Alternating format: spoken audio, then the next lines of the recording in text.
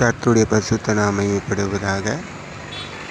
அருமையான இந்த நாளில் உங்கள் மத்தியில் கர்த்தருடைய வார்த்தையை பிரசங்கிப்பது கர்த்தர் தந்த கிருபைக்காய் அவரை சோத்தரிக்கிறேன், அவர் துதிக்கிறேன்.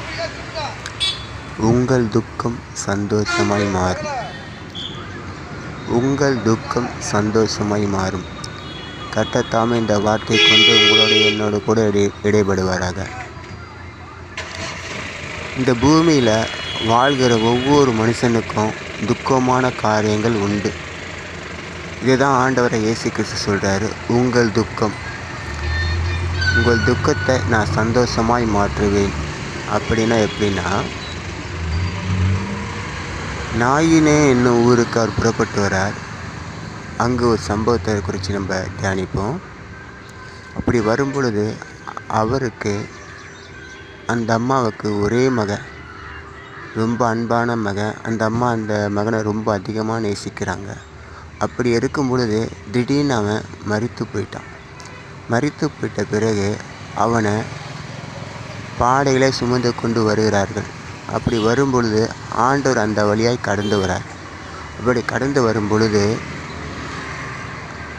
அந்த ஊரில் உள்ள ஜனங்களை எல்லோரையும் நோக்கி பார்க்கிறார். அந்த அம்மாவோடைய முகத்தை பார்க்குறார். அந்த அம்மா முகம் மிகவும் துக்கமாய் காணப்படுகிறது. அவனுடைய இருதயம் முழுக்க வேதினால் நிறைந்திருக்கிறது. நான் கைவிடப்பட்ட நிலைமை, எனக்கு யாருமே இல்லையே, எனக்கு கணவனும் இல்லை, எனக்கு இருந்த ஒரே மகன் அவனும் மரித்து போயிட்டான், இனிமேல் நான் யாருடைய உதவி நாடி இருப்பேன். அப்படியே அந்த அம்மாவோட இருதயம் வேகப்பட்டு கொண்டு இருக்கிறது. அதை பார்த்த ஆண்டவர் அந்த பிணத்துக்கிட்ட வந்து பாடைக்கிட்ட வந்து நின்று அந்த மகனை பார்த்து சொல்லுவார், வாலிபனே எழுந்திருன்னுவார்.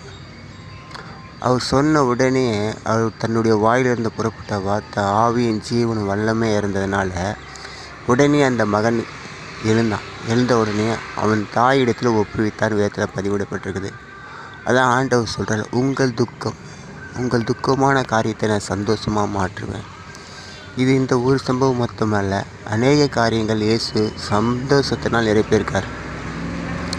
அநேகருக்கு ஆண்டவர் தன்னை வெளிப்படுத்தி காண்பிக்கும்படி சந்தோஷத்தை கொடுத்துருக்கார்.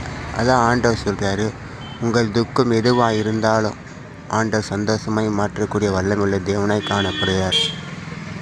நீங்கள் அவர்களை விசுவாசிக்கும் பொழுது அவர் உங்களுடைய வாழ்க்கையில் ஒரு புதுவிதமான வாழ்க்கையை வெளிப்படுத்தி காண்பிப்பார். உங்களுக்கு விசுவாசத்தை நீங்கள் அவர் மேலே வைக்கும் பொழுது அவர் தன்னை வெளிப்படுத்தி காண்பிக்கிற தேவனாய் இருக்கிறார். கர்த்தர் தாமே உங்கள் துக்கம் சந்தோஷமாய் மாற்றுவாராக. இந்த நாள் முழுக்க உங்களுடைய காரணம்